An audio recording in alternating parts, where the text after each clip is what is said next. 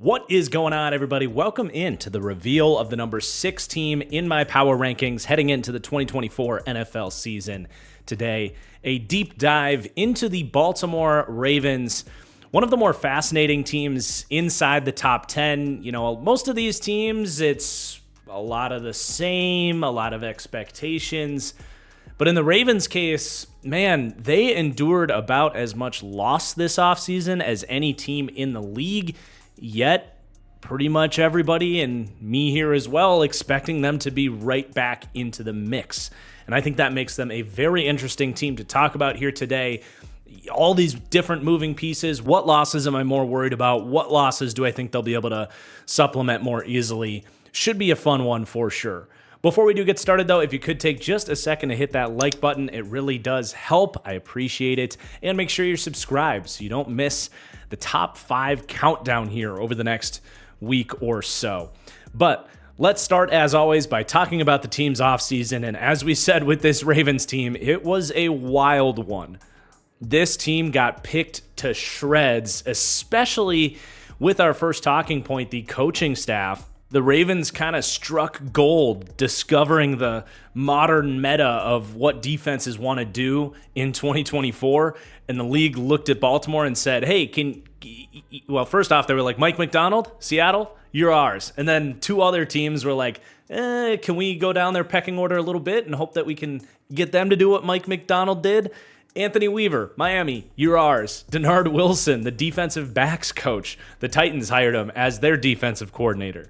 3 critical coaches that together really unleashed this scheme onto the league last year are gone, and they are now leaning on 32-year-old Zach Orr, who you don't even have to be that old to say I'm old enough to remember when he was playing for this team, because it was 2015. I like Zach Orr, but that is probably as much as any coach in the league is getting asked to replace, and he's 32 years old. So to me, this is a clear downgrade, even if you're optimistic about Zach Orr and this team has a great record of keeping the pipeline going. I'm not sure this team has ever endured this much loss on one side of the ball with the staff. So to me, that is, I would say, one of 2 major wild cards that are going to ultimately decide the success of this team's season is, can Zach Orr keep it going? And just to piggyback off of that, because it's on the screen here as well, I would say the second major question mark that this team is opening up compared to last year's team is actually the offensive line, that I think is massively downgraded. 3 good starters from last season that played almost every snap, gone. 2 of which going to the Jets, Morgan Moses and John Simpson. I don't really understand why they gave Morgan Moses away for a 3rd-round pick, and then Kevin Zeitler leaves to the Lions in free agency. And, you know, their replacements are extremely unproven. Roger Rosengarten, a 2nd-round pick that, you know, we'll talk about him later on, but I was just not a huge fan of that player at that spot. Andrew Voorhees, I do like. I'm excited for him basically in his rookie year here. They drafted him as one of those guys that was never going to play in his rookie season because of an injury he suffered in the pre-draft process, but maybe was going to be a day 2 pick. So they're optimistic for him. He's going to start, but obviously very unproven. Josh Jones, who's been good when he plays left tackle in the NFL and horrible when he plays anything else. And then a 7th-round pick in Nick Samak out of Michigan State. Look, even if the Ravens as an organization have earned a lot of benefit of the doubt, even the Ravens are asking a lot of themselves to replace 3 guys on the offensive line when none of these guys have really proven anything for this team before now. And that's not the only area where they're opening up some volatility from what they were working with last year, but I do think it's fitting that we start by pointing those 2 out, because there might not be 2 units between the coaching staff and the offensive line that lost more in the league. And they both happened here in Baltimore. Like, the only other 2 that come to my mind, and we've gone through almost every team at this point, would be Aaron Donald retiring for the Rams and Bill Belichick leaving the Patriots. I would put these 2, you know, right in that conversation, probably behind those 2 in terms of losses for a team from last year. But let's go through the rest of the offseason because it wasn't all bad. At quarterback, Tyler Huntley, the backup, no longer here. They draft Devin Leary in the 6th round, staying neutral there, though you could argue slightly downgraded if Lamar went down. Your backup situation isn't as good. At running back, though, massively upgraded. Gus Edwards gone, J.K. Dobbins gone, who didn't even really play for them last year. But they get King Henry in the building. This is the one major positive thing that they've got working for them this offseason. And I even say that group is massively upgraded. Gus Edwards was fine, but to put Derrick Henry in the backfield with Lamar Jackson, there's reason to be excited about that, Ravens fans. Rasheen Ali in the 5th round, okay, not much of a factor there, especially compared to Derrick Henry. So massively upgraded at running back.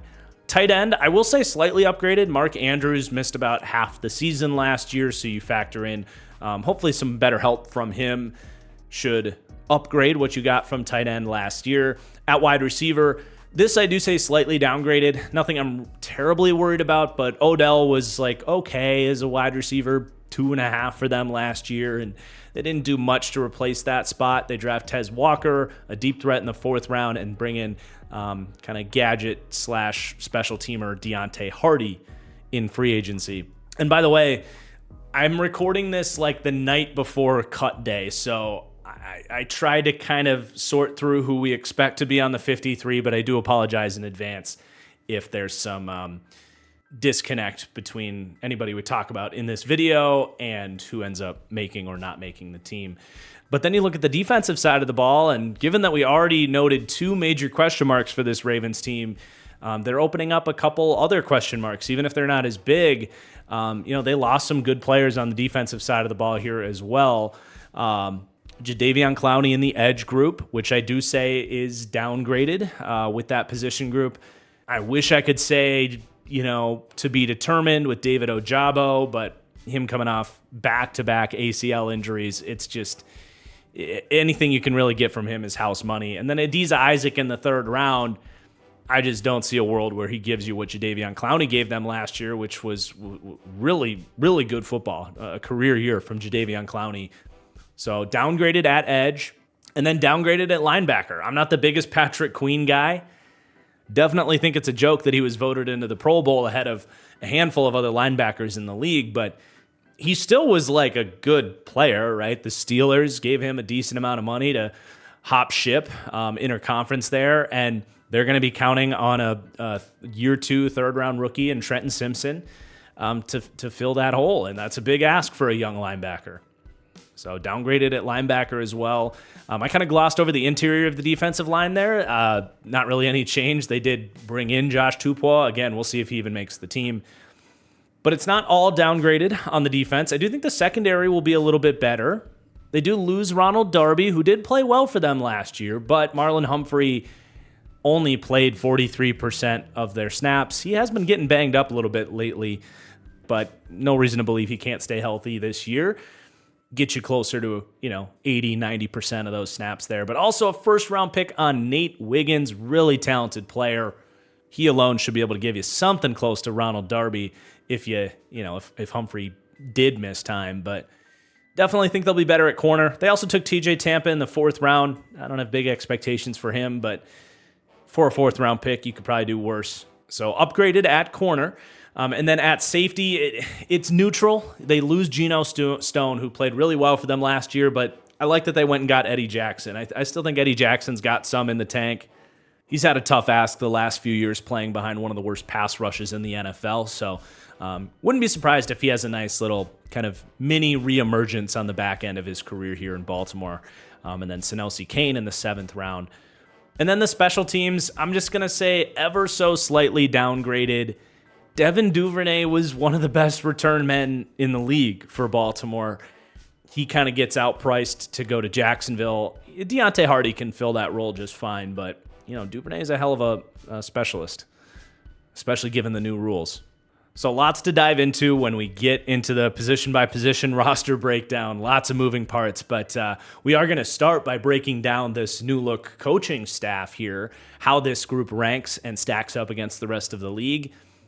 And it's not new look, at least with the head coach and the offensive coordinator, but with Jim Harbaugh kind of an enigma in the league right now as like a true CEO type of coach, not really an offensive or defensive specialist. In fact, he has a special teams background. And that kind of approach from an organization to have basically a non X's and O's guru as your head coach can lead to some mixed results and opinions on if that can work. But man, if you're John Harbaugh and really all the Ravens have done here is go to the playoffs almost every year, they've won a Super Bowl, they've absolutely earned the benefit of the doubt, you would be an idiot to question if John Harbaugh isn't a great head coach, right? I've got him ranked as the 8th head coach in the league, and you really see his impact showing up in my rankings here with that overall coach and culture ranking, where they're 2nd to 6th, basically as good as it gets. There's one really special culture in the league right now, and I think you guys know who that might be. But if that's a rating that helps teams in this series, basically saying who's earned the benefit of the doubt, I mean, who other than the Baltimore Ravens have earned the benefit of the doubt?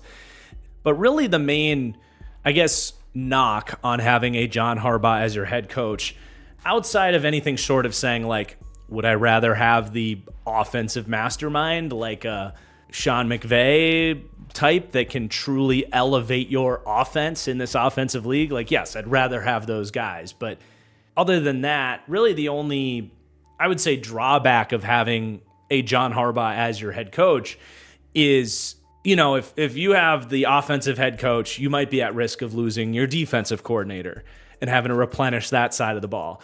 Vice versa, we see that all the time where you have the defensive head coach, the young offensive mind goes and gets hired elsewhere, and that team struggles to replace that offensive mind. In the case of the Ravens, they're exposed to that on both sides of the ball. And that just puts a ton of pressure on John Harbaugh to hire the right people and basically keep the cupboard stocked with smart football minds that are going to be ready to step up when they inevitably have to. Or go out and find a guy that's good for the job, like a Todd Monken on the offensive side of the ball. And Harbaugh has shown that might be his most redeeming quality as a head coach, is that he understands football, he understands, you know, what his vision for the team is, and he understands people. And he's been able to create as fluid of a pipeline of coaches here in Baltimore as you could possibly ask of a CEO type of head coach. So definitely a top 10 coach, top 8 coach in the league, in my opinion.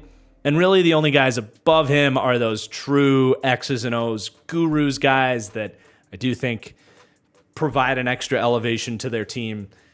And close your ears, Ravens fans, Mike Tomlin. But not a slight in my mind. Hot take here, but I think John Harbaugh is an excellent NFL head coach.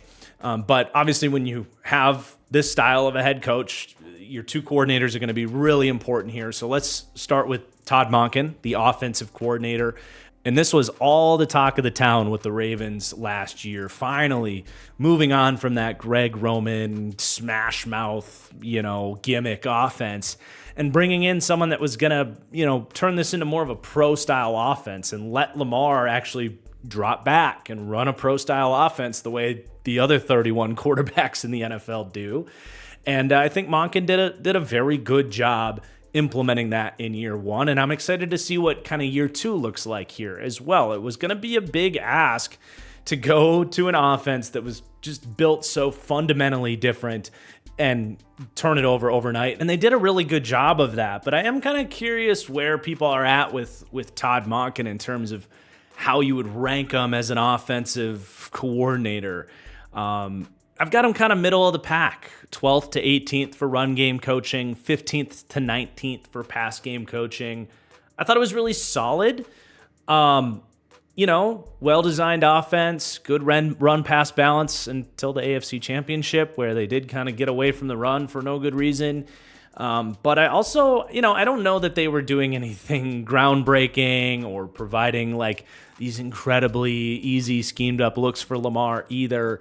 It felt like they were overall doing a good job sorting through things, trying to kind of find their identity throughout the season. So the core of the offense that they're running is very much kind of that modern pro spread. Its closest NFL comparisons are going to be like what they do in Andy Reid and what they do in Buffalo, where they want the shotgun, the quick passes to be an extension of the run game. And then, of course, with the Buffalo connection, or maybe a little bit of Philadelphia, they're going to mix in a lot of the QB run game as well. And I would love to see them figure out some more like go-to easy buttons, like an actual like schematic backbone that you can say like, that's what the Ravens offense is.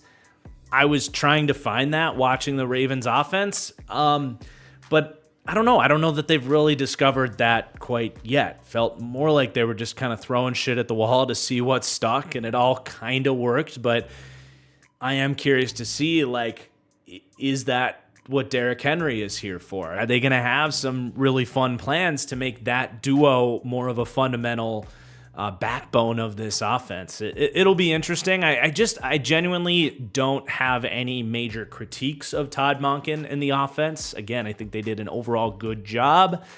But I'm curious if anybody out there really feels like they completely knocked it out of the park and he's like entered offensive guru status. I'm not quite there with the Ravens, and we'll see where that goes this year. But in terms of the defensive side of the ball, they obviously knocked it out of the park last year, as we talked about and really have talked about throughout this series. Like all the teams around the league looking at what Baltimore kind of built here and wanting to implement that scheme and that coaching style around the league.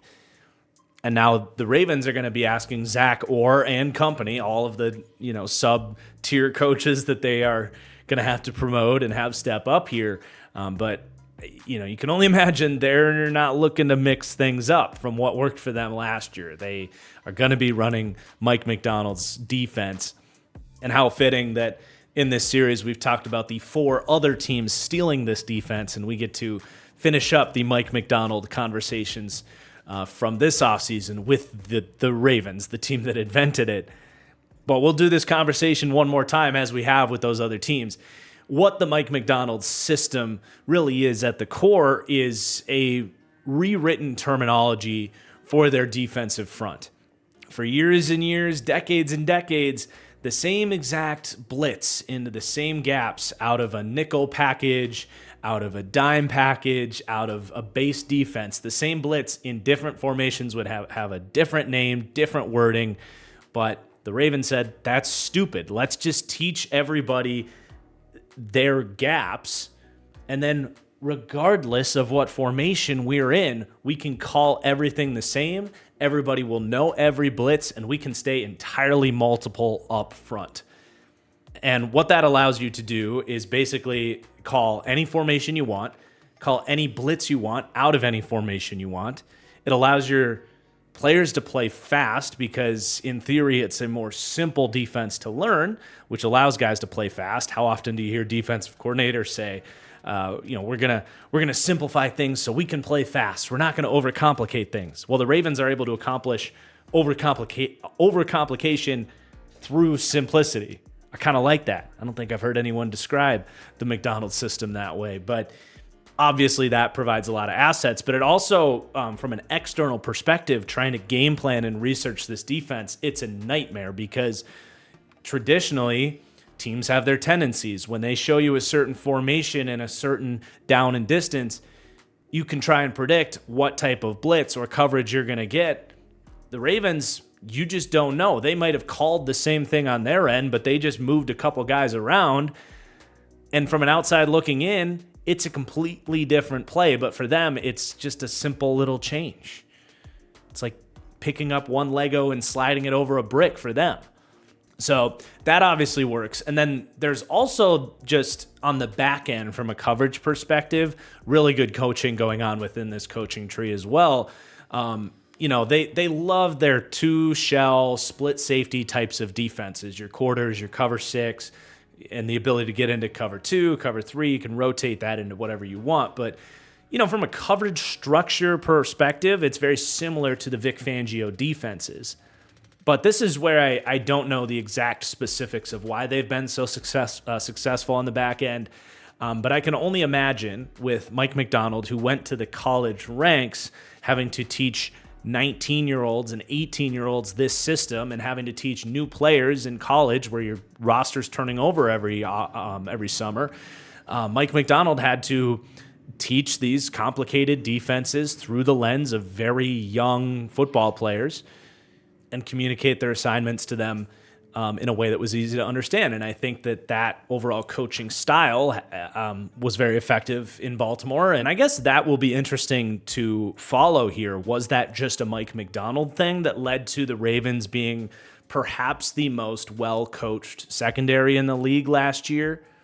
I think their communication in terms of running these pass-off zones, these pattern-matching zones that require communication, I think their consistency to be in the right place at the right time and not bust assignments was as good as anybody last year. So it will be interesting to see, was that a Mike Macdonald thing? Was that a Denard Wilson thing, who was their defensive backs coach, one of those three coaches that left to be a defensive coordinator for Tennessee? Did it turn out that, as great as this scheme is, yes, Macdonald and Denard Wilson were just phenomenal coaches, and they're going to miss those guys? Or did they really discover some secret sauce that is the answer to coaching up the secondary in this type of defense? It will be interesting to see. Either way you slice it, these are huge shoes to fill for a very young Zach Orr, who is, this is nothing against Zach Orr. I'm excited for him. I would even bet on him working out here. But as we've seen consistently throughout this series, as you lose coaches and new questions open up, your rankings are going to come down until proven otherwise. So that is reflected here with the Ravens defensive coach rankings because of what we talked about, where I think the stuff in the secondary, like if anything's not going to transfer, I would say that whatever's going on in the secondary there might be harder to replicate from Zach Orr. So the pass defense coaching comes in 22nd to 28th. Still a B- grade, though. Very solid in that department. But with the run defense, I'm especially confident that things are going to be pretty damn status quo here. Maybe not quite what it was. Anthony Weaver did do an incredible job with that defensive line as well. And Zach Orr, again, is unproven. But still, for a brand new young defensive coordinator, they are in the top half for run defense coaching, a B grade, 11th to 17th. And really, run, pass, it didn't matter last year. They were phenomenal defending both. And that is your Ravens coaching staff. Obviously, a damn good coaching staff. And if you're a Ravens fan, it's never easy to stomach losing three coaches, but I think you look at these guys and feel like you're in good hands, and all things considered should feel pretty good about where things are with this staff. But let's flip over to the roster, break down every position group, how they rank and stack up against the rest of the league. And that starts with Lamar Jackson. And getting into the film on the Ravens, as I do on every team, I'm just going to be completely honest on this. I was just very whelmed watching Lamar Jackson's film. Not underwhelmed, but not blown away or super impressed as I've been with some other quarterbacks in this series either. Now, obviously, he's a great quarterback, and I am not trying to turn this into some anti-Lamar agenda or come off as some Lamar hater or say that he's overpaid or even that he'll never win a Super Bowl with the Ravens. No, none of that. Obviously, he's a great quarterback.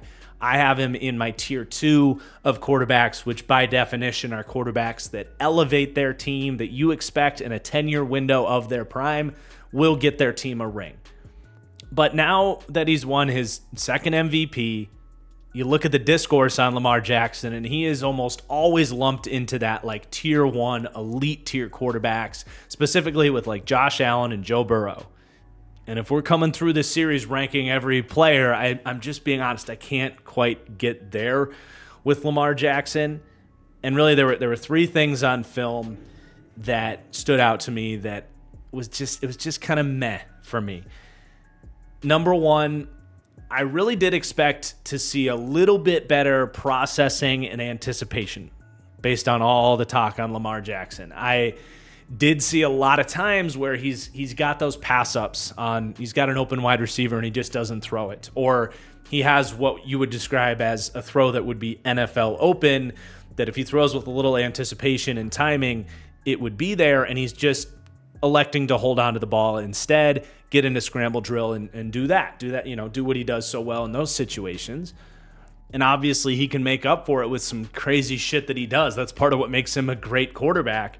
But as we know, like, you're making things harder on yourself, and you're not always going to pull off the spectacular, right? And we saw Lamar hold the ball longer than he has in his career. 3.17 seconds to throw was second to only Justin Fields in the NFL last year. So the numbers back that up. And I think this also contributed to a lot of the bad fumbles he had. He had 11 fumbles last year. So again, it's not the end of the world. And a lot of times he does make up for it by holding onto the ball and doing spectacular things with it. But there were a lot of times where I do think it hurt him as well. The other thing is, like, the accuracy, man. I know it's like, oh, here we go again. We're talking about Lamar Jackson and accuracy issues. And it's like, okay, he doesn't have accuracy issues necessarily, but if you're going to start comparing him to the elite quarterbacks, it's like, I don't trust him to hit the deep ball outside the hashes nearly as much as I do those other top 3 quarterbacks, or really up with 10 other quarterbacks in the league. Yes, he can throw dimes. He can throw accurate passes. But accuracy is all about frequency, and he overthrows deep balls a bit too much for my liking. He just does. I watched the film. I saw it with my own 2 eyeballs. I wish I could say otherwise, but even if he's gotten a little bit better in that department, or even a good bit better in that department, that's always been something that has held him back at times, and I still continue to see that. And then the third thing is, man, like, I just can't quite shake that Chiefs game. Outside of a couple big plays, he was quite bad in that game. And this is a quarterback that has had a hard time beating playoff teams with his arm in his career. And even if a lot of his weaknesses have gotten better, the Chiefs were begging him to drop back and beat them with his arm at home in Baltimore, and he couldn't do it. He had overthrows. He missed open reads. And he, at the end of it, just completely self-imploded. And that interception he threw in the fourth quarter of the AFC Championship was, to me, potentially a career-defining mistake. I genuinely don't know what happened. It's like he just broke in that moment.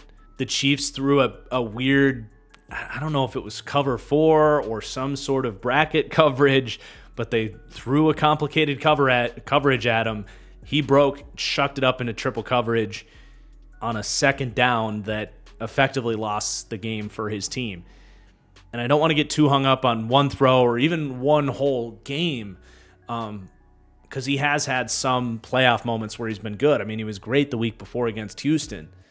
But I do think that stuff matters if we're going to start putting him up into that elite quarterback conversation. And I think the first 2 points matter even more than any individual playoff game as well. But I really, I do want to end this on a positive note. I don't want to get hung up on the negatives. It's just I need to explain why I don't have Lamar as a tier 1 quarterback, because I think most people do. But I do want to end on a positive note and point out that, one giant saving grace from last season is that, the big question heading into last year was like, just how well is Lamar going to run an NFL-style offense? He had basically had training wheels on for the whole start to his career in that Greg Roman offense that was like finely tuned to his skill set, but it obviously reached his ceiling. And even if I bring up the lack of processing and anticipation throws as something that keeps him out of, for me, the tier 1 of quarterbacks, the elite 3 quarterbacks in the league, his processing and decision-making and anticipation was still plenty good enough, paired with all of his physical tools, to make him a tier 2 quarterback in a real NFL offense in the first year that he ran this type of offense. And for the answer of can Lamar Jackson be a pro-style quarterback to be a resounding yes is great news for Ravens fans. And I think on top of that, getting to be in more of a drop-back pro-style offense, Lamar really got to show off that he has genuinely elite pocket presence. That feel for the rush, knowing when to step up, when to get out, when to extend plays within the pocket or outside the pocket. I don't know that he's ever gotten the consistent reps as a drop back passer to like consistently show that off. And I really think that feel for that space inside the pocket against the rush is an elite trait that Lamar has that makes him just a nightmare to try and defend, of course, with what he can do as a scrambler when he decides to tuck and run after, making the right sort of pocket decision. Because a lot of scrambling quarterbacks will just go first read and take off. But Lamar will, he'll bounce around. He'll keep his eyes downfield. He'll reset in the pocket. He'll elude a sack and then step back into the pocket. That genuine, like, Mahomesian stuff that only a few quarterbacks in the league have takes a special it factor trait to be able to sense that space. And Lamar has it.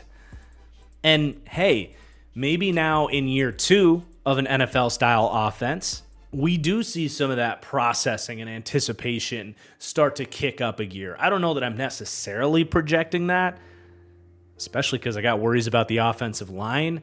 But hey, you show an uptick in your consistency to play on time and throw with anticipation and make the right decisions within structure of the offense, and you throw now what we said about genuinely elite pocket presence on top of that, maybe we do revisit this in a year and have Lamar as an elite tier 1 quarterback. But then, of course, you have to at least bring up the rushing ability. I mean, everybody and their mother understands Lamar Jackson is one of the best rushing quarterbacks in the history of the NFL. I have him as the highest ranked in the league today. And it's just sensational, man. I mean, what he brings to the design, to the run game through his designed runs adds that numbers advantage. And he himself is dynamic with the ball in his hands. Including playoffs, he had 975 rushing yards last year. Almost half of his rushing attempts came on designed quarterback runs. But basically, when you have a quarterback of this level as a designed runner, your offense it's going to be hard to have anything worse than an average NFL offense because it just raises up the run game so much. And that's why I love what we do in this series, because we can have honest conversations about, like, all right, I have Lamar Jackson as the 8th passing quarterback. And that includes, by the way, his scrambling ability. That's like, if we're calling a pass, where would he rank among quarterbacks? And that 8th ranking would actually settle him in as a tier 3 quarterback with like a Dak Prescott, Jared Goff. But having what he has from a rushing aspect gets him into that tier 2 of quarterbacks that currently for me is only, the top 7 quarterbacks in the league. Ultimately, I'm not trying to be this big Lamar Jackson hater. I'm just trying to be honest about what I'm seeing. I know Ravens fans are going to say you're a Lamar hater and ignore the good things I said about him and focus on the bad things, and that will be all. That's how this stuff works. He's a great quarterback, man. As long as the Ravens continue to put good football teams around him, they are going to have a chance to get a Super Bowl with him here in his prime. So let's talk about the rest of this football team and if they're doing that again this year. Before we bounce off of the quarterback room, though, it is worth noting that their quarterback room is garbage. They have had, after Lamar Jackson, they have had Tyler Huntley, who's been a very capable backup for them. There's been weeks where Lamar goes down and Huntley gives them a chance to win. I don't necessarily think that's going to be the case with Josh Johnson and rookie 6th-round pick Devin Leary. Given that Lamar has been a guy that can miss a week or two with a little injury here, or his immune system has been really bad for some reason. Given that this division is so tight, wouldn't you want a little bit of a better chance? Maybe they can still go get Tyler Huntley from Cleveland. I don't know, but I don't love to see that. I hope that doesn't end up being a deciding factor on the Ravens season, but it is certainly noteworthy. But let's talk about the weapons here. Who Lamar's throwing to. And, it's not my favorite group of weapons in the league. They're solid. They get a B- grade for me, 19th to 24th. It's certainly a good enough group that with a quarterback like Lamar, it can get the job done. You can still have a high-flying offense with these guys, but I do think it's a group that kind of reduces their margin for error. They're a little bit too dependent on a couple guys, and it's not necessarily making Lamar's job easier. But this starts with Zay Flowers in year 2. I love Zay Flowers. It was a big draft take win of mine to have him over Jackson Smith and Jigba. A lot of Ravens fans were a little sad when they didn't get JSN, and I was like, hey, this is no consolation prize. I think he's a little better than JSN, and he was a lot better in year 1.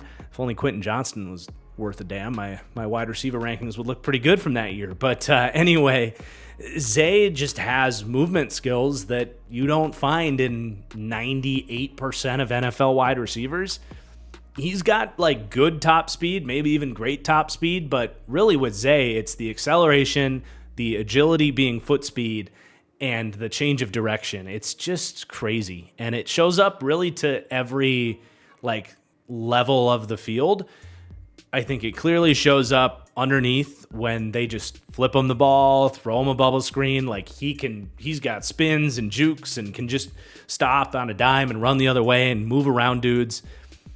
It shows up in his short route running. He can get open on a must-have 3rd and 4. But it shows up in the intermediate game where you don't know if he's breaking in, breaking out. He can line up from the slot, from the outside, and beat you with a dig, a comeback, or an out route, whatever it needs to be. That foot speed, that change of direction helps him be really I don't want to say elite route runner already, but I don't think he's too far off from saying he's an elite route runner, which I don't just go throwing the word elite around. As you guys just saw, I didn't even call Lamar Jackson elite. But I think as a deep threat too, his foot speed off the line to beat press coverage is a real thing. Even if he's a little bit more slender, and if you can get your hands on him, you can slow him down, but he's a tough dude to get his hands on. So, his ability to, have those different stutter steps and mixing up his releases to prevent jams, and then the acceleration to peel through contact. He's a tough guy to press, man, and that helps him separate as a deep threat as well. Not to mention you can run double moves with him and just tap into all that. So he's a really special player that really should only be trending up. He had some drops that it might always be a part of his game. That was on his tape at Boston College too. 7.5% drop rate last year is not great. But in terms of just IQ plays, sitting down in zones, being in sync with Lamar, just learning the NFL, learning the position more, natural growth should come there. And obviously too, for anybody that watched the AFC Championship game, still has just some awareness and composure stuff to self-correct, which you fully expect will, but hurt his team in the conference championship. He got a stupid taunting penalty in a bad spot, and that fumble at the 1-yard line can't happen. So he had his rookie moments, if you will, but clean that stuff up. I think Zay Flowers honestly could be a number 1 wide receiver. Doesn't quite have the size and play strength maybe to be like an elite dude like a Jefferson or an A.J. Brown. But can he be on kind of that Chris Olave trajectory and emerge as a guy where if he's your best wide receiver, you're happy with it? Yes, absolutely. But it would sure be nice if someone else could step up in this wide receiver room. Looking at you, Rashad Bateman. Look, I love Rashad Bateman. Go Gophers. Loved him as a prospect, all that. But he has been entirely average as an NFL player. Not a special athlete, not a special route runner, questionable ball skills at times. He's shown flashes of brilliance after the catch. He's shown to be underwhelming after the catch at times. It has not come together for him. And he now heads into year 4. And they're actually really leaning on him. They went out and gave him kind of an under-the-radar contract extension. It was kind of weird. Instead of picking up his 5th-year option, that he would have been hitting next year. They give him a 2-year extension for about, $12.5 million, 6 per. Not a ton of money, but it is enough for them to say, we have faith in you, and he has gotten a lot of hype in camp. Look, the opportunity for him is tremendous. Odell Beckham's gone. He's healthy. Let's see it. Let's see that first-round wide receiver that pretty much everybody loved coming out of Minnesota. I mean, he just looked like kind of like a Keenan Allen type of wide receiver in college, where he was smart, crafty, really good route runner, tough ball skills. All of that has just come in tiny little glimpses. But in theory, I like his skill set opposite of Zay Flowers if he could hit it. I'm not quite done with Rashad Bateman, but you'd be lying to yourself if you said he's been anything other than a disappointment as a first-round pick so far. But I do kind of believe in him, and I put the up arrow on him. He's just got to go out and prove it. You have Nelson Aguilar, kind of here by necessity. He was on the roster last year and made some plays, had some drops. He was Nelson Aguilar. If he's a wide receiver 4, you're actually fine with that. He would be kind of an above average wide receiver 4, but being their wide receiver 3, someone that's going to have to play a lot in 11 personnel, you'll get some good weeks from him. You'll get some really frustrating moments from him most likely as well. I think you very much know what he is. But then honestly, I think their other wide receiver 3 is Isaiah Likely. Undersized tight end, plays at about 6'2", 235 pounds soaking wet, maybe. But he's been super fun. He's just had limited opportunities, and they haven't really unlocked a consistent way to use him. They had him playing a lot of just starting tight end when Mark Andrews was injured, but that's not really what he's there for. And then they would get into putting him out there as a slot wide receiver a lot of the times. But even then, I feel like they didn't fully lean into it. We talked earlier about, can the Ravens find some sort of an identity with this offense? And I think with Isaiah Likely as a quasi-starter here, with now Derrick Henry and Lamar Jackson in the backfield, can you really start to frustrate teams by getting into 12 personnel with 2 tight ends with Isaiah Likely? That's also 11 personnel, because when Isaiah Likely is a slot wide receiver, he might be your best slot wide receiver other than Zay Flowers, and really start to create some matchup problems and confusion for the opposing defense. I would be honestly disappointed if that wasn't their plan here. So I do put the up arrow on Isaiah Likely. He's a weird player, but he's a good player. He has excellent ball skills. He's phenomenal after the catch. That was a huge pleasant surprise last year. He was 5th among wide receivers and tight ends in yards after the catch. He plays above the rim as a contested catch guy too, even if he's not the biggest tight end. And he runs good routes, even though he's really nothing special as an overall athlete. Just a definition of a football player, man. So, Ravens fans love Isaiah Likely. I love Isaiah Likely, but they have to find the right way to use him. And I'm kind of putting the pressure on this staff to get this right, because I think their best group of weapons is going to be 12 personnel with 2 wide receivers, 2 tight ends, and of course the running back. And then we'll kind of round out the wide receiver room. Deontay Hardy. I feel like if it was going to happen for him, it probably would have happened in Buffalo last year, where he had an opportunity, showed a lot of flashes in a small role in New Orleans, but probably more of just a gadget player, a return man, a replacement for what Devin Duvernay was for them last year. They did draft Tez Walker. He does fit in here, and I think he will get out there in a bit of a Marquez Valdez-Scantling type of role. Nobody here really brings take the top off type of speed. Technically Aguilar does, but I think Walker will get some of those looks. I'm not expecting much in his rookie season. He's got to hit the jugs machine. His ball tracking and ability to use his size is very frustrating, but he is definitely an athlete and could be a 4th-round hit. I also kind of like Tylan Wallace. I always have. To me, he just hasn't been a good fit. He's a guy that is really good catching over-the-shoulder go balls and comebackers to the sideline, which not to bring this back up on Lamar, but those are not his good throws, right? But we'll see if he makes the team. They also have Russell Gage, who, not too long ago was a wide receiver 3 for the Bucs. But we obviously need to talk about Mark Andrews, who's their second best overall weapon, even though we just went through the wide receiver pecking order. And from, rating the player, he's their highest rated weapon. But he will be their number 2 most targeted player here behind Zay. And Mandrews is awesome. He's a do-it-all tight end. I still think is probably the 3rd best tight end in the league, even if he got some young guys coming for that. Sam Laporta, Trey McBride, Kyle Pitts maybe this year, David Njoku even.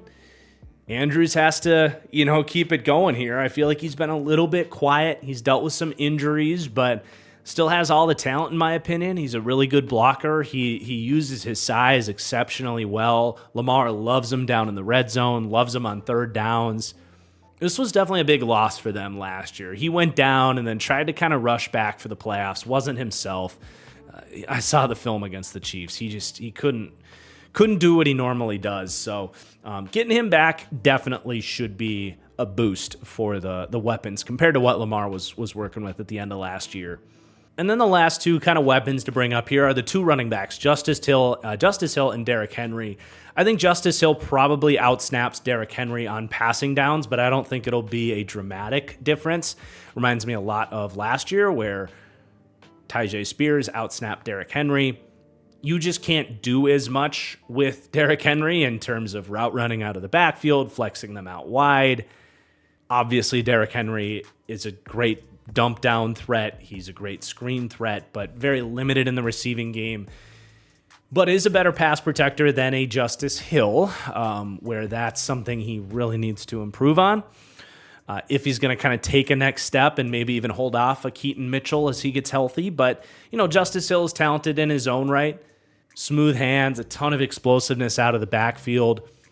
I think he's getting overlooked a little bit just with Derrick Henry coming in here, but I do think Justice Hill is going to play a decent amount and play a good role as that sort of explosive receiving back for them. You got to mention Keaton Mitchell.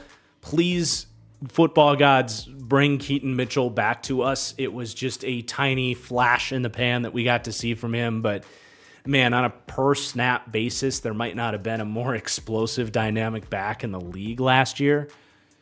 Obviously, I'm not saying you give the guy 300 touches and he sustains that, but dude, he is so fast, explodes through arm tackles, can contribute in both phases of the game.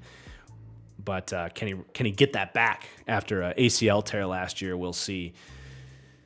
And then let's see, who else have we not mentioned here? We've had a little bit of a roundabout conversation, but you go back to the tight end room. My guy Charlie Kolar. I was both excited and gutted when he went to the Ravens because this has played out almost exactly as I figured it would. I love Charlie Kolar. I think he's a well-rounded receiving tight end. He's a great character off the field, and went to an organization that obviously knows how to develop tight ends. But he just doesn't get to play here. So he's like kind of forever on my watch list / someone please trade for Charlie Kolar list.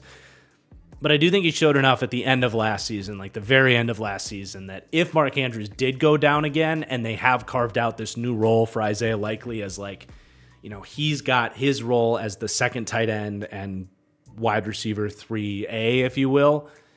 If Mark Andrews goes down, I would love to see Charlie Kolar become the actual tight end and keep Likely in that spot right there. And then you do got to mention Patrick Ricard, who at least last year played on passing downs, 121 snaps on passing downs. Let's get more of those towards Likely and Kolar here, Baltimore, please. But they do like what he does from a blocking perspective. So it's a fairly deep room, at least with tight ends and running backs. The wide receiver group, though, you definitely could do better there and hope to do better if you're Baltimore and Lamar Jackson. But hard to do too much better than what they have at running back. They rank 2nd to 5th for me at running back. And how can you not be excited to see Derrick Henry here sharing this backfield with Lamar Jackson? What a fun place for him to really round out his career and, in my opinion, cement his Hall of Fame resume. One of the most unique running backs you'll ever see, just so big. But when he gets up to that top speed, he just pulls away, and he still has good top speed. Maybe he's slowed down a little bit, but I don't think he's slowed down a lot of bit. I watch his tape at Tennessee. I still see pretty much the same old Derrick Henry. The run blocking has just been such a disaster there, and you're hoping that'll be better here in Baltimore, but he's going to have so much more space just because of Lamar Jackson. And I'm really excited to see what sort of kind of shotgun-oriented read option run game that they implement with these two. And he just brings an X factor to any team that is hard to find, really, in any back. I mean, his ability to just wear on opposing defenses is different, and I still think he has that, where 20, 22, 24 carries into a game, you may have had a good day slowing down Derrick Henry, but for Henry, all it takes is that one stiff arm on a linebacker. He just needs to catch you leaning once. And once he gets into that second level, he can have those back-breaking dagger runs where he pulls away and it's just devastating to the defense. And I think he'll bring that X factor here to the Ravens. Just an overall really fun signing. And I don't really have any questions, at least until he shows real signs of slowing down on tape. I don't really have any huge questions that he's going to be worth bringing in here for the Ravens. And then, Justice Hill is like the perfect complement to him. Kind of just a shot out of the cannon speed threat. Much more of a practical third down option for the Ravens, but when he's out there and they give him a draw and these wide open run lanes, he showed some really explosive runs. If you give him a lane, he can hurt you. So I really like him in that role. Now, if he had to be more of a feature back and run between the tackles and not fumble and do all that consistently, you'd have some questions. But as a compliment to Derrick Henry, that works just fine. And then hopefully we get Keaton Mitchell back. Take everything we said about Justice Hill, but just put more upside on it. I mean, he's just so explosive. Such a talented back. I think he just gets it. Even if he doesn't have the size, you could tell on his college tape too. It's just injuries. And I'm just, again, to the football gods, please give us like a healthy Keaton Mitchell in the second half of the year. I know Justice Hill might not want that, but and please let this Raven staff unleash him as well, because every time they let him touch the ball, it seemed to have an impact on football games. And then Rasheen Ali, a day 3 draft pick for them. He's all right. He's kind of a straight line slasher type. I didn't love him. I didn't hate him. I don't have strong opinions on him. We'll see what he looks like in the pros. And then I think Lamar is pretty well documented there with the QB run multiplier. But again, he gets the crown for the best run multiplier impact from the quarterback for this series. But let's talk about the offensive line. I actually have some very major worries about this group. They come out ranking 26th to 28th in pass blocking, 20th to 21st in run blocking, good for 27th to 28th for overall offensive line. Really questions at every position other than center. And unfortunately, that starts with franchise left tackle Ronnie Stanley. Man, he is all over the damn map. Had a brutal injury in 2020. And then 2021, he tried to go, couldn't do it. So he missed a season and a half. And it feels like he's been kind of just battling through injury to stay on the football field since over the last 2 years. So it's like, it's a question in the sense of how many games are you going to get from him? You got a little bit of that like Teron Armstead going on. He's played about 64% of this team's snaps spread out over the last 2 years. But then when he plays, it just has been really all over the map. Some weeks, I think he looks healthy. Unfortunately for the Ravens, like in the playoffs last year, he looked fine to me. Like in that Chiefs game was like lockdown. There's weeks where like, oh yeah, it's Ronnie Stanley. And then there's like the Chargers game last year where it's like he can't move. So I'm not in the team room. I don't know what he's dealing with, what the projection is, any of that. All I can tell you is what I've seen, and what I've seen is literally all over the place. So, I don't know. You tell me what you're getting from Ronnie Stanley. There's a small chance that he's finally healthy, and, Trent Williams went through something like this around this time in his career where he looked like he was heading towards retirement. Then he turned right back into a super amazing freak left tackle. Then there's David Bakhtiari, where it just eventually faded off into nothingness. I'm not going to say the Trent Williams outcome is in there, but he could be a just very good left tackle, a franchise left tackle again, or they could be leaning on Patrick McCarry all year. I just have no idea there. So he gets that up and down yellow arrow. He's like the definition of why that exists, where I'm giving it my best guess at what they're going to get from him, but who the hell knows? Then at left guard, you have Andrew Voorhees. I like Andrew Voorhees. I liked him a lot. Second, third round grade from me. And then he falls to late day 3 of the draft because he was going to miss all of last season. Definitely thought someone should have taken him like 4th round or something just to make sure you get him in the building, because all you had to do is wait a year, and here we are. You got Andrew Voorhees winning a starting left guard job basically as soon as he was able to do it. He's a mauler. He's a really physical kind of dickhead type of blocker. There's a lot of Landon Dickerson in his game, the left guard for the Eagles. I like him a lot. Pass protection was much more inconsistent, though. So I think there's upside. I think there's plenty of reason to believe in him, but just very, very much unproven. And honestly, yes, he's a question mark, but of the 4 question marks, he's probably the one I feel most solid about. We'll come back to Tyler Linderbaum because he's not the question mark. We got Daniel Falele at right guard. I don't even know where to go with it. He's 6'8", 380 pounds. This would be historic if he was good at guard. And he wasn't good at tackle either, by the way. I like the idea of Daniel Falele. I like the idea of him getting coached by the Ravens, especially. But his on-the-field results have been very bad. His foot speed is atrocious. And I just genuinely wonder if he's going to be able to get his hands on guys on the inside. This is unprecedented. I don't even know if they're going to follow through with this. They might get to week 1 and be like, actually, Ben Cleveland, we're going with you. But as of right now, it's Falele at right guard. Look, I would love it if it works because it's hilarious to have the biggest offensive lineman in the league basically as your guard. But let alone if he can actually hold up on the interior.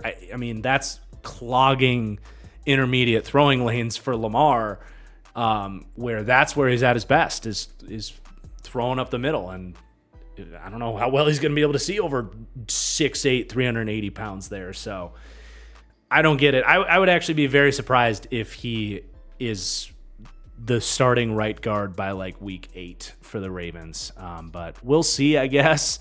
And then Roger Rosengarten at right tackle. Unfortunately, I wasn't high on him. I had a 4th round grade on Rosengarten. Typically, I agree with the Ravens drafts, but this one was one that I'm just telling you what I saw, right? Like, I trust the Ravens. When the Ravens took him, I was like, oh man, maybe I was off on Rosengarten. But, I saw the film. I have my opinions on him, and we'll see if that opinion changes now that he's playing in the league. But he, especially playing in his rookie season, is a worry for me because his play strength was horrible. I think he had potentially the worst play strength out of any of the tackles drafted this year. I think he's really going to struggle against power. But even like latching on and having the grip strength to deal with certain finesse moves and stuff, I worry about that. And then from a run blocking perspective, he's athletic. He'll get there. He tries. He wants it. But he can't drive or move anybody. So I'm not a Rosengarten fan. Reminds me to the just 10 trillionth degree of Liam Eichenberg, who I feel like I kind of learned my lesson on Liam Eichenberg because I liked him. I liked his athleticism and his technique, but he had play strength concerns. They said, oh, this guy will bulk up. It'll be just fine in the leagues, in the league. And turns out he was kind of maxed out. Rosengarten is up there in age. I don't know that he can max, build up his body. Maybe in time he can, but for that to happen in 3 months, 4 months, whatever, since the college football playoffs, I would be really surprised. So I would absolutely love to be wrong about Rosengarten, but that is where I'm at on him. I do put the up arrow on him as kind of a benefit of the doubt for the Ravens, and the fact that, yes, if he bulks up and adds play strength, you've got something to work with there. But especially out the gate, I got my worries. So yeah, that's a lot, man. At least this all pivots around Tyler Linderbaum, who is super, super fun. With Kelsey retired, he's got to be the most fun center to watch in the league. And they weaponize him too. They pull him, they get him going on screens. He is hyper athletic, but he is an example of someone that has bulked up and added play strength. In his rookie season, he was still an okay pass protector, but you saw him getting thrown around a little bit at times. But he, I think, has definitely added 10 pounds of functional play strength. So, get Roger Rosengarten on that same plan, and maybe heading into year 2, you can feel much better about him. But in the case of Linderbaum, he's really settled in as even a better pass protector than I ever thought he would be coming out of Iowa, and just as good of a run blocker, which I thought he would be pretty much a superstar run blocker at center, and he absolutely has been that. So, one more year of growth for Linderbaum. I don't think it's out of the question for him to emerge in that Frank Ragnow, Creed Humphrey tier for the best centers in the league. I don't think he's too far behind those guys. So love Tyler Linderbaum. Again, he is not the guy we have questions about with this unit. Now, for what it is worth, they do have pretty good tackle depth, as good of tackle depth as you'll probably find. So if you get to week 5 and Stanley can't play and Rosengarten just isn't ready and needs to take a seat until you can get him another offseason kind of weight gain program, you can put Macari at right tackle and Josh Jones at left tackle. And honestly, the floor of having those guys is what's keeping the Ravens out from being the worst pass blocking rated team in the league, because Macari is potentially the best swing tackle in the league. They've had to lean on him a lot through Stanley's injuries. He's played some inside. He's played some right tackle when Morgan Moses would miss some games. Really, really nice player to have. He's only 27 years old as well. Kind of a luxury that they have him. And then you have Josh Jones. I mean, this kind of becomes more of an optimistic conversation with the tackle depth, honestly. If you said, would you rather have Patrick Macari and Josh Jones or Ronnie Stanley and Roger Rosengarten? That's a harder answer, I think, than you might think, depending on what sort of health risk you want to take with Ronnie Stanley. But Josh Jones is a very interesting gamble here, because he was a decently drafted player by the Cardinals that a lot of people thought was a draft steal. But the interesting thing about him is he can only play left tackle, or at least he has only played well at left tackle. But everywhere he's been, they've had a left tackle. In Arizona for years, DJ Humphries had that job pretty secure. But in, 2022, Josh Jones got 7 starts at left tackle and was pretty much a rock every single week. And then Houston goes and trades for him because it's this guy's played really well at tackle. We kind of liked him as a draft prospect, maybe. Let's bring him in. And they tried him all over the place. He couldn't play anything. And obviously the only position they didn't need was left tackle because they had Laramie Tunsil.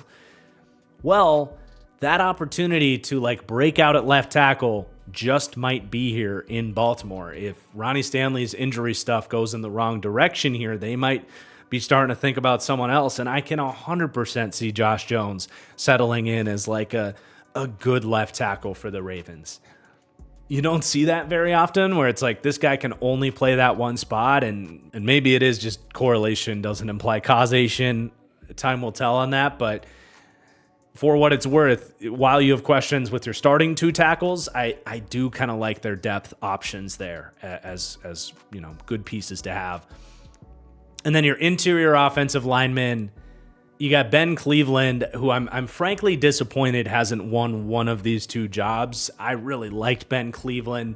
The dude is built like a refrigerator, and he can absolutely run block, and he's a really good athlete, but he is very stiff, and I think the worries in pass protection on him, I think, are just too fierce to trust him out there. I still think there's potential there, but Not a great sign that he hasn't developed here and that they don't trust him enough to play him.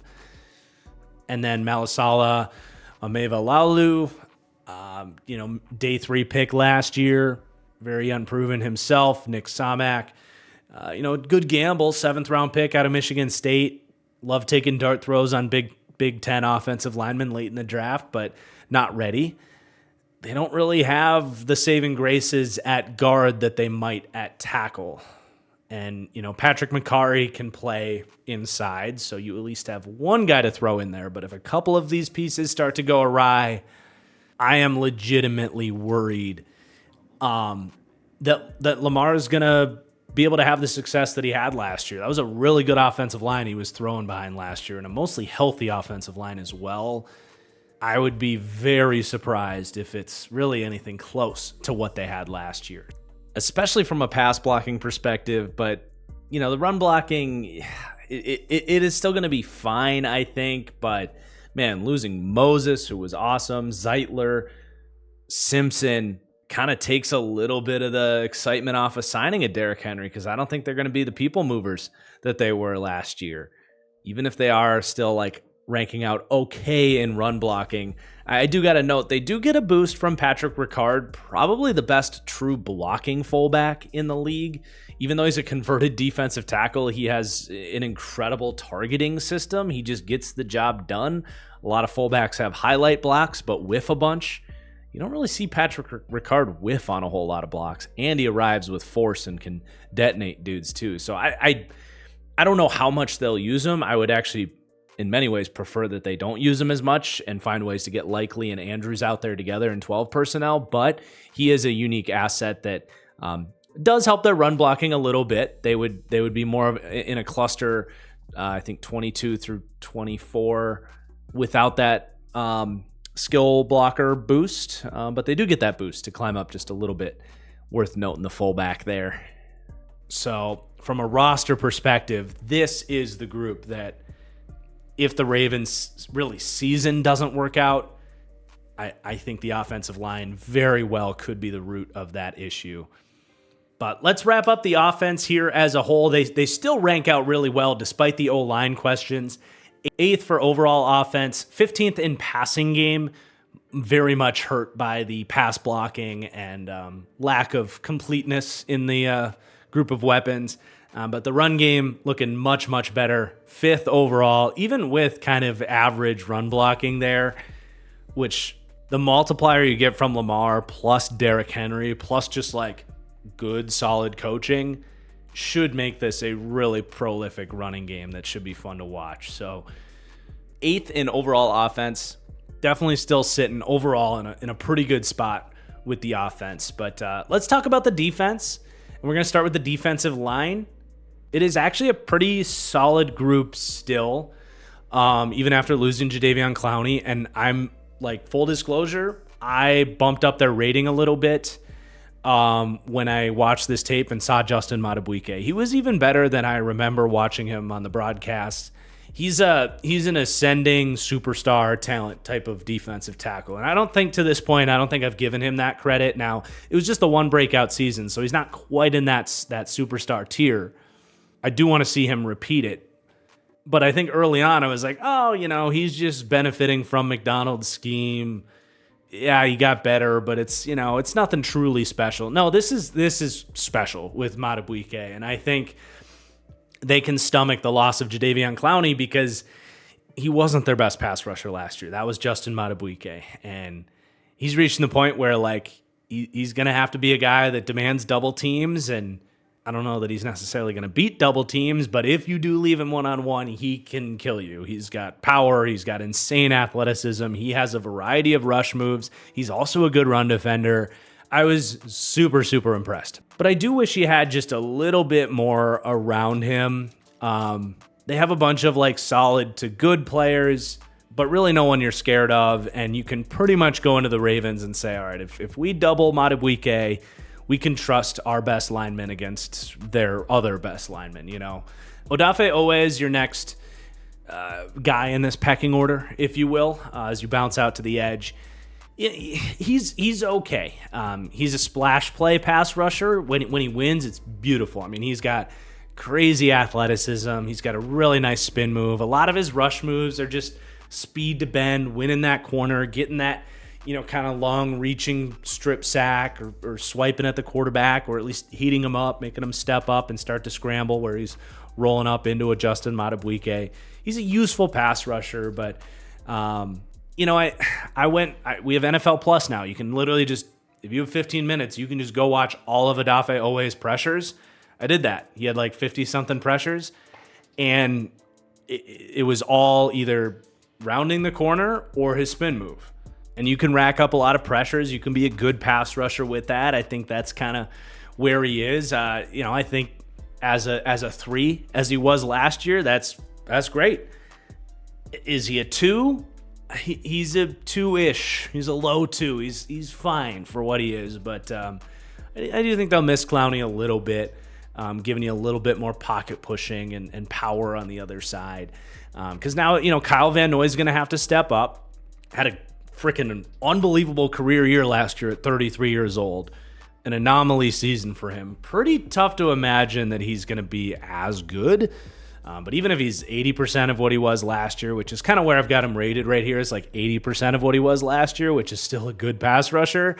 Again, it's like you're talking about a really low end, like number 2 edge player, kind of similar to like what we talked about with Sam Hubbard in the Bengals deep dive.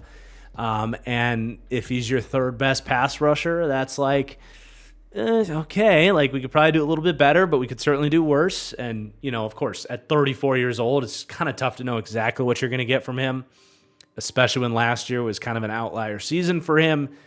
And then your last sort of starting piece is Michael Pierce. He also has some question marks. He stayed healthy last year by the good graces of the football gods. The Ravens finally got some injury luck. That has not been the case. He played pretty much more snaps last year than he had the 3 years previous.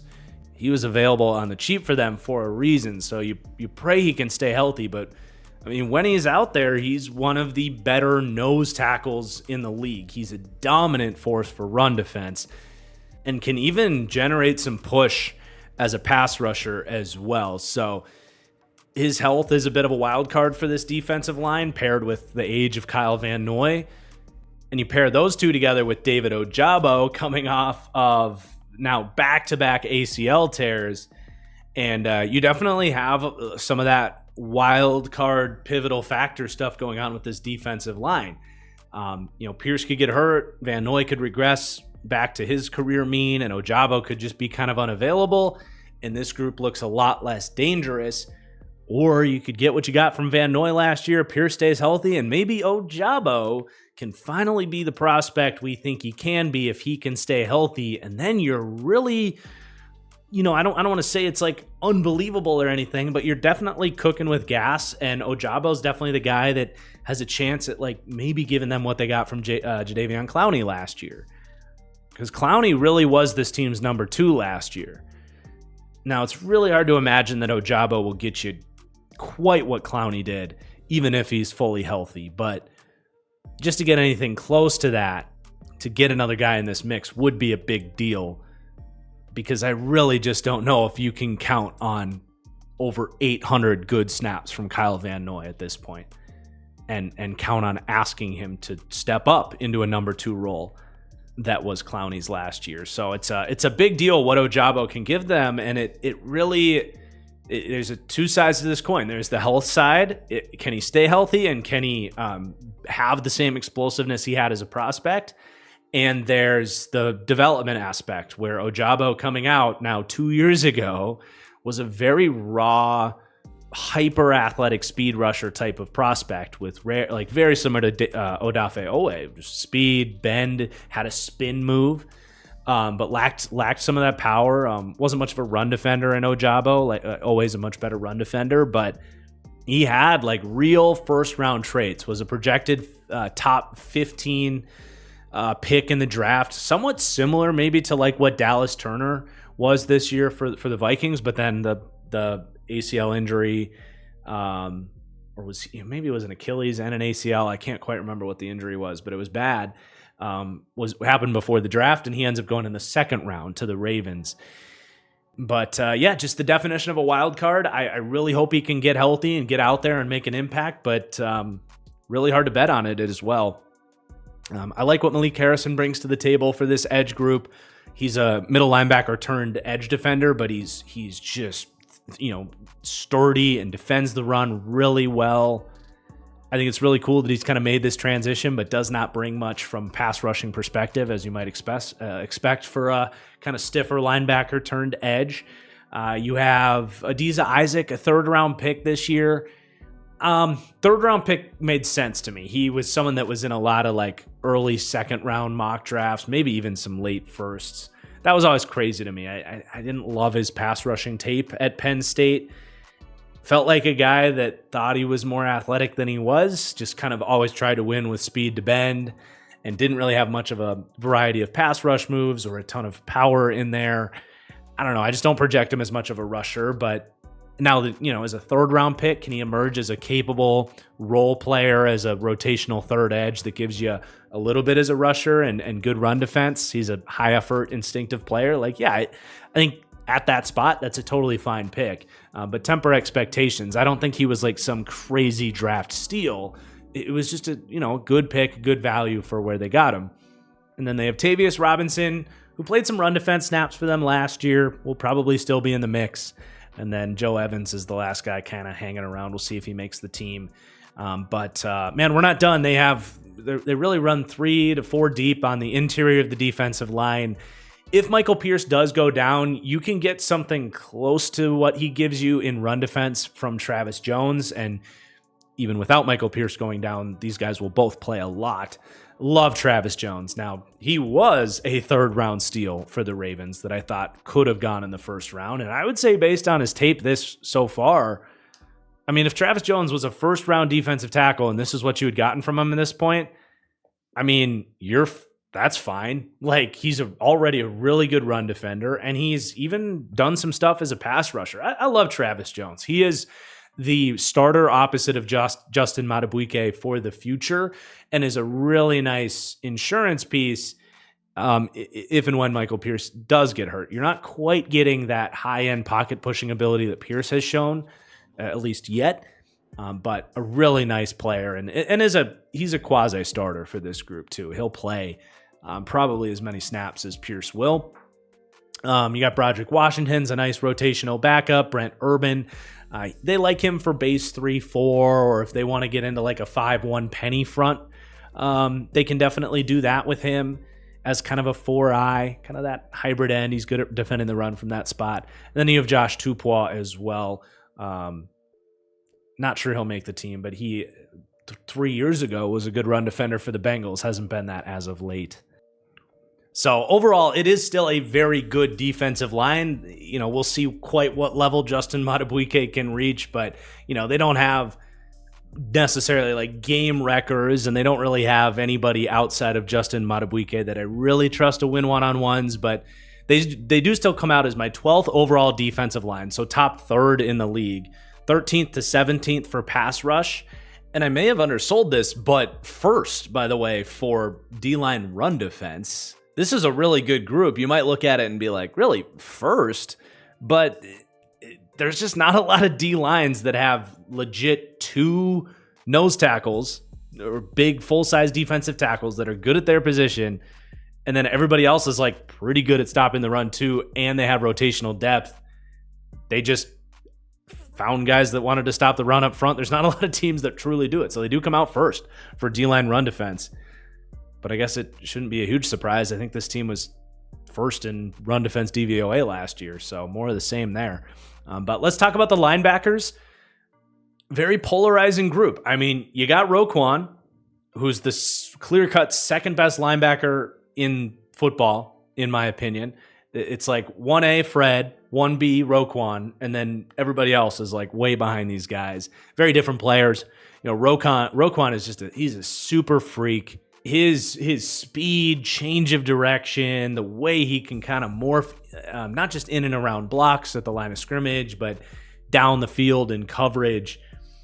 he can mess with quarterbacks because, I'm here, then I'm there. He's just really special. But a lot of guys kind of have that. I mean, shit, Trenton Simpson has the athleticism that Roquan does. He does. But the IQ to marry with the athleticism is a rarity in today's NFL. So he's truly special. And the fact that he's still one of the best run defending linebackers, despite the fact that he is undersized, right? He's 6'1", 230. He's definitely bulked up. Like, he is a much stronger player in terms of taking on blocks than he was coming out of Georgia, to the point that he's like, he can deconstruct a block. He can thump a little bit, even though he is undersized. But the fact that I still consider him top 5 or so in run defense for linebackers, and he's the smallest of the top 5, like, it's a huge testament to all of it, right? So he's an elite player. Is a rare linebacker that, like, genuinely changes the complexity of this defense. And the second he arrived, like, things really got unlocked with the Ravens. So he's an elite player. And then it gets polarizing because, okay, Trenton Simpson, here we go. That was fast. When they took him in the 3rd round, it was like, okay, he's the Patrick Queen replacement. I don't know why it didn't really hit me that was going to happen so quickly. Simpson to me definitely felt like he was 2 or 3 years away from being ready based on his Clemson tape. I thought he was, he was overhyped until the draft happened, and then he went in the 3rd round, and I was like, yeah, it sounds about right. I mean, he's a gamble on athleticism at this position worth taking. And I think the hope is, with Roquan next to him, we saw what Roquan did for a Patrick Queen that allowed Queen to just kind of play fast, see ball, hit ball. Roquan can do a lot of the thinking for Trenton Simpson. And in this Ravens coaching staff, they can get, if this was going to be a 2-year development window anywhere else, maybe it can be a 1-year development window on Trenton Simpson. I will say he played, I think it was the Week 18 game, right? They were playing their backups and he was out there. It looked like already 1 year in Baltimore. Just in that one game, he was flying to the ball, making plays, like, seemed to, like, be actually kind of going through his run keys. It was just one game, but it looked pretty promising. So plenty of reason to believe that Trenton Simpson could have a breakout year 2, and this could be a really special linebacker duo. This position is tough. It's really, really tough. You can be one of the best athletes at this position in the league, and Trenton Simpson is. But if you're not, getting to it mentally, it just doesn't matter. And that was him at Clemson. He was just really slow to react, and a lot of issues on tape. So, we'll find out. We'll find out what Trenton Simpson is this year. Definitely the most divided linebacker duo in terms of where LB1 is and where LB2 is. But it is worth noting that Kyle Hamilton contributes to the linebacker room. They don't necessarily take Trenton Simpson off the field too much, or shouldn't for Kyle Hamilton. Maybe they do now that Trenton Simpson isn't Patrick Queen quite yet. Maybe they'll do this more often. But 20% of Kyle Hamilton's snaps came pre-snap as some form of linebacker, whether it was a dime linebacker, flexing in as a weak side linebacker for kind of like a big nickel base defense. But if you want to discuss how good the sort of intermediate sort of linebacker coverage is on the Ravens, I think you have to at least give it a bit of a nod for having Kyle Hamilton. Like, if this was going to be an A- ranked group before Kyle Hamilton, I think that gets it up to an A. So they do come in second for me for linebacker coverage, much lower for linebacker run defense, because that is where I do think Trenton Simpson is going to struggle the most. And again, Roquan's a little bit better in coverage than he is in run defense, relatively. He's great at both, obviously, but 21st to 25th for linebacker run defense, which is good for 5th overall for linebacker. I mean, if Trenton Simpson, though, if he's just like an average, like the 50th best linebacker in the league this year, there's no reason this shouldn't be the first or second best group of linebackers in the league. But Simpson really is like a complete wild card. He could come out and suck like Patrick Queen did early in his career, or he could be just fine. I don't think he's going to be a superstar this year, but he'll be one of the more fun players to keep an eye on this defense for sure. And then their depth is really bad. Chris Board is a veteran that's bounced around, smart player, but, linebacker depth. Josh Ross was a highly unathletic linebacker out of Michigan that I was a little surprised has gotten as far as he has, with all due respect to Josh Ross, but just really struggles to move for the position. And then he got a pair of undrafted rookies there. So got to keep those guys upright for sure, or go sign someone. But let's talk about the secondary. This is a really special unit. They come in as third to fifth for secondary coverage, and they also get that nice A grade for DB run support, which is tied for first in the league. This is a really complete, deep secondary. I think it can be even a little bit better than it was last year because Marcus Williams missed some time, Marlon Humphrey missed some time, another year of Kyle Hamilton, Nate Wiggins, a first-round draft pick. If you're going to make up for the loss of all your defensive coaches and some losses in the front six, this group might be capable of it. So you got Marlon Humphrey. He's your one. I don't really view Marlon Humphrey as like a top 3 corner like I maybe would have 2 or 3 years ago. Down to down in coverage, I would say he's just been like really good, but not sensational. I don't see like a super special athlete when I watch Marlon Humphrey, especially like this year on tape. I know he was dealing with some injuries last year, so maybe I was seeing some of that, but I don't really have many questions about Marlon Humphrey other than, let's keep him on the field here. But I think even Ravens fans would tell you, like, he's still a really good player, but not really worth arguing if he's top 3 or maybe even top 5. But you're still very happy that he's your number 1 corner. He's still a superstar. He's got great ball skills. Can be a playmaker on the back end. Last year was the first time in like 7 seasons that he didn't punch a ball out. He loves his peanut punch. So, regression back to the mean. You should be able to get 2 or 3 of those this year. But yeah, I love Marlon Humphrey. He's a great number 1 corner. And then Brandon Stephens as your CB2 for now. I think Brandon Stephens is fine. I know Ravens fans are really high on him. He played really valiantly last year, understood this system really well. He's a good zone corner. I'm not going to come out here and say too many bad things about him, but, contract year, they just drafted Nate Wiggins in the first round. To me, they're going to age him out here. Some Ravens fans think they're going to age Marlon Humphrey out and it'll be Stephens and Wiggins. Maybe. He did give up a lot of yards last year. And on film, I did see someone that was just a little bit stiff, didn't have that like great squishy route squeeze that you look for in like ideally a starting number 1 or number 2 corner in the league. But he's certainly smart enough and has the long speed and has the ball skills to be like a very solid number 2 corner for you. We'll see what this year holds for him, and if my opinion changes on that, it very well could. But I do want to talk about Nate Wiggins next. He might play if Marlon Humphrey continues to get banged up. You have a really exciting, ultra-talented first-round pick stepping in. When I saw that the Ravens liked him, I felt a little justified in having him as my number 2 corner. And I think he was a top 20 player in this draft. And he was even dinged a little bit for injury concerns, which obviously led to him falling to the end of the first round. But he's got rare traits, and his tape is good too. He's not just like this traitsy corner that needs to develop a bunch. Like he's got anticipation. He can play zone. He's got good technique and man. He got criticized for being a bad run defender. He's skinny and he has durability concerns, but he plays very physical. He's got that dog in him as a corner. He has that sort of like, trash talking, some of that like Jair Alexander, Sauce Gardner, chip on his shoulder mentality. It comes through in his tape. So I think he's a really nice player, man. And I kind of like that he's got to earn this opportunity. They don't need to rush him out there. But the second they get to go to him is going to be a pretty exciting moment. So I love having him. And then the rest of your corner depth they're like kind of interesting young players. Nobody I really would bet on to emerge as a starter. But in terms of depth, I think all these guys are pretty solid.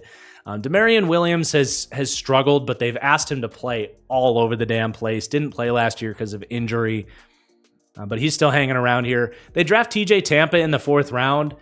He was one of these like way too early mock draft guys that was put in like 1st round mocks way too early. And then he didn't go to the Senior Bowl. He didn't work out.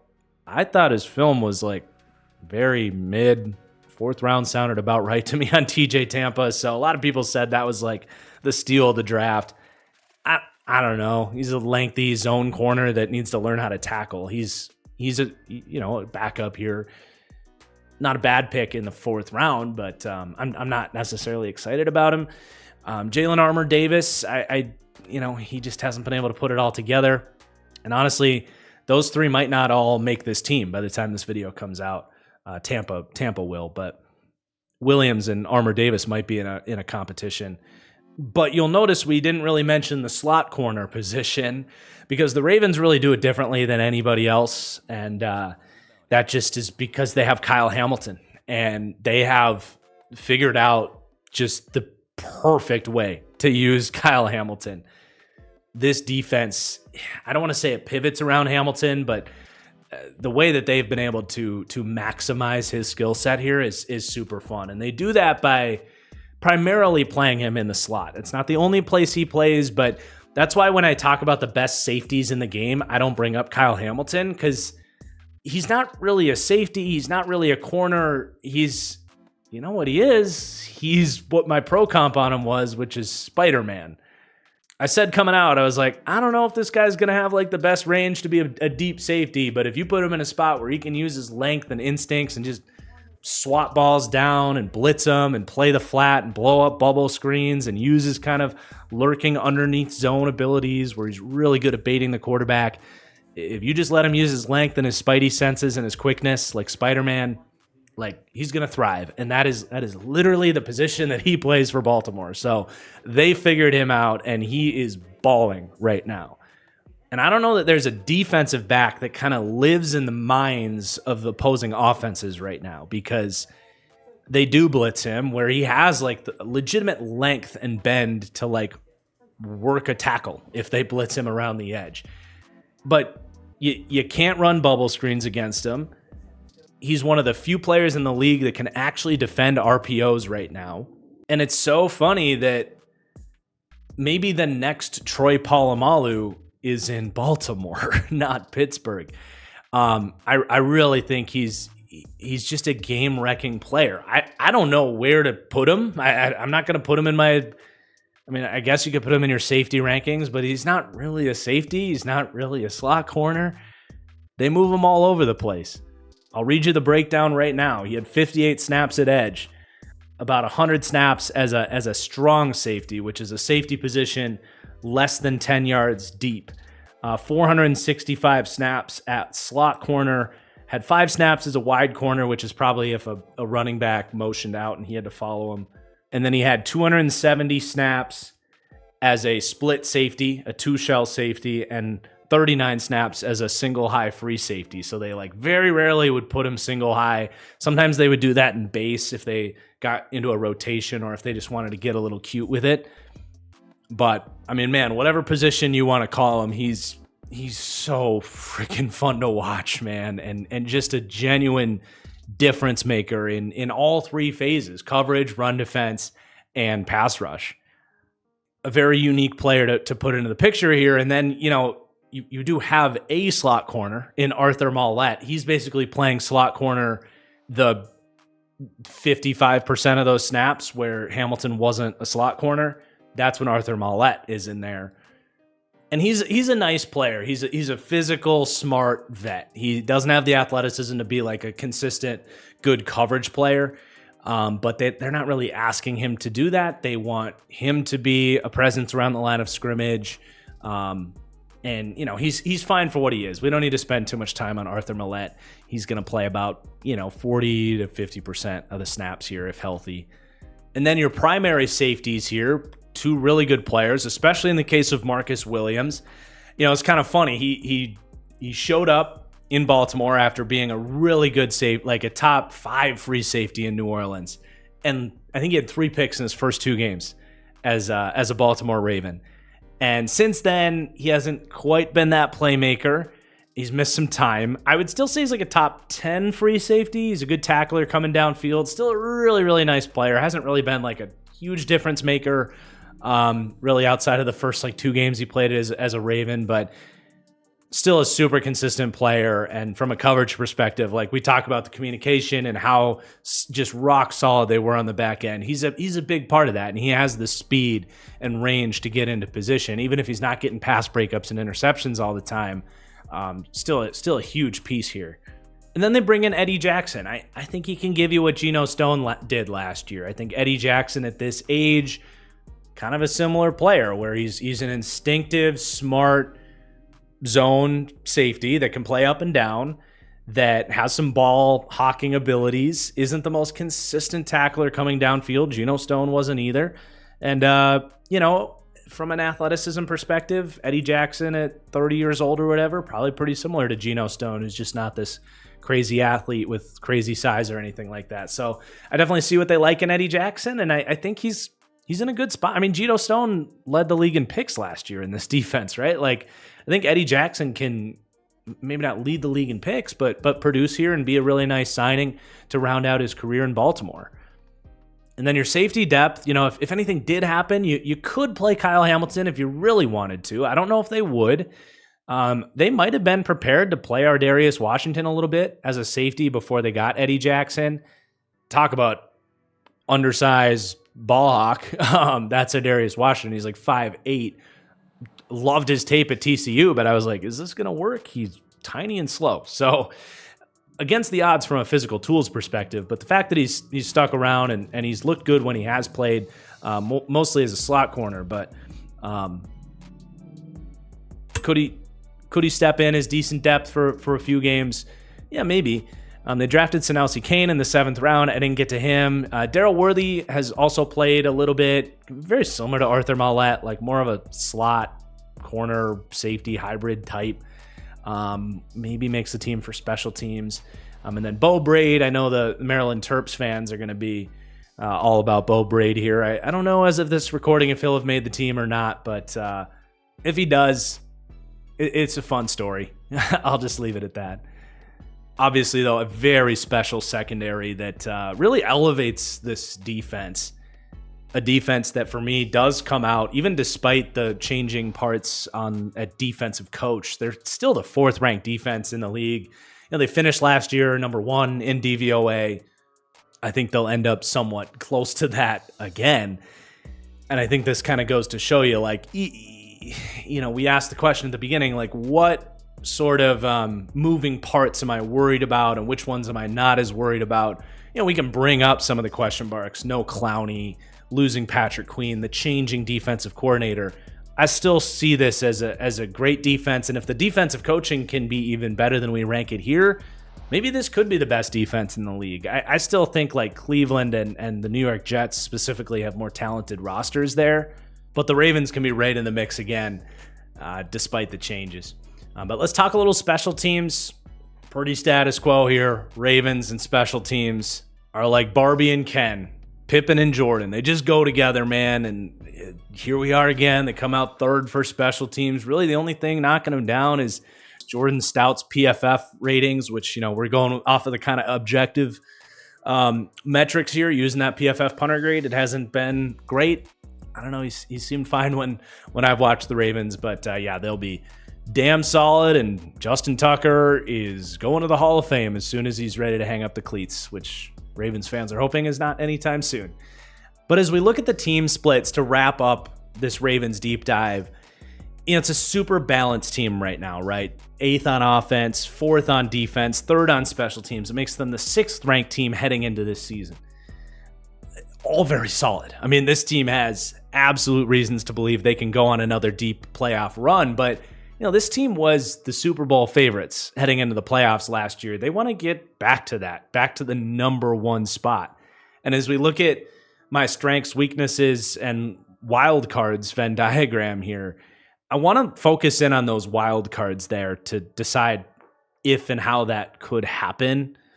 I think when it comes to the defense, there is room for this to go from maybe an A- defense as we have it now to like an A defense. If the defensive coaching, if Zach Orr can step right in and give you what McDonald gave you, or at least something close to it, elevate the defense through the coaching, as opposed to where we rank them right now, where we say, like, yeah, it's really good defensive coaching, but not necessarily transcendent.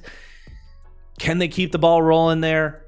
That's a step towards that. And then the D-line, not that there's a ton of upside there, but between a couple of guys with their health and age, with Pierce and Van Noy, if you can get full seasons from them, if Madubuike continues to trend up as we talked about, and if David Ojabo can emerge, I mean, that would really help the D-line. If both those things happen, yeah, this could be the best defense in the league, and that would get you closer to our number one team. But I do want to say, we ranked the Ravens 8th offensively. I would probably bet against them finishing as the 8th overall offense. We rank these teams at their floor heading into the season. We've had a lot of younger, ascending offenses with a lot more potential to prove to be more than where we ranked them. I don't necessarily see that with the Ravens. Like, yeah, Zay and Rashad Bateman could get a little bit better, but I don't see them getting a lot better from where they were last year. And I'm just genuinely terrified of this offensive line. I am. I don't like it. I think they shook it up a little bit too much. I didn't like the Morgan Moses trade. I think they're going to regret it. And I think counting on Rashad Bateman to step in as your wide receiver too, and nobody else really, is playing with fire. And if those two things are issues, does that mean Lamar is playing worse than he was last year? Probably. Now you got a long list of strengths to hang your hat on. Quarterback, elite backfield, your run defense on the D-line, the spine of that defense, your intermediate defenders with Roquan and Kyle Hamilton, your secondary, your special teams. There's really not a scenario where the Ravens are anything close to a bad football team. But is there a floor that makes me worry? Like, okay, is this maybe an 8 or a 9 win team that takes a step back before they take a step forward after a really tough offseason? I don't know that I would necessarily bet on that, but I definitely don't think it's crazy that could happen. And as we look at the schedule, it's not the worst schedule. They do have 4 really favorable games, like Raiders week 2 at home, Washington at home, Denver at home, at the Giants. You'd be floored if they lost those games. But they did draw some decently tough road games out of division. They got at Dallas, at Kansas City, at Houston. I think this division's going to be really tough. They also host Buffalo. They host Philadelphia. The potential for losses starts to add up fairly quickly here, especially if you're talking about a team that is going to struggle on the offensive line. That just muddies up games and creates upset potential. So, I don't know necessarily where I come in on projecting the Ravens. I will have my predictions show next Thursday to have my final kind of take on the Ravens. I'm going to have to think about it a little bit more before we get there. From a probability perspective, Vegas over-unders 10.5 wins. My projection has them at 10.4, kind of on the money. I think saying this is a 10-win team feels pretty safe. But if you look at the division odds and the Super Bowl odds, those do scare me. Do I think the Ravens are the 3rd most likely team to win the Super Bowl this year? I don't. I just think their offensive floor is a lot lower than it was last year. And even the division odds, they did squeak in as the number 1 ranked team in this division, but just barely ahead of the Bengals and Browns, who I think have more potential. So I don't think I would bet them at those prices to win this division. I do kind of find myself just a little bit lower on this Ravens team. So I'm sorry to say that, Ravens fans. It's nothing personal. It's just there's aspects to this team that scare me a little bit. But good luck to Ravens fans this year. I do always find myself pulling for this Ravens team. Should be a really fun season either way. Thank you so much, everybody, for watching this deep dive. I hope you enjoyed. Let me know your comments down below. I think this ranking will be a little bit controversial, so is this too low after you watched? Did I convince you? Is this just right? Are you even more worried and think this ranking's too high? Let me know all of that in the comments down below. But we'll be back within a couple days with our next deep dive, maybe even tomorrow. So thank you for watching, and we'll see you guys soon. Peace out.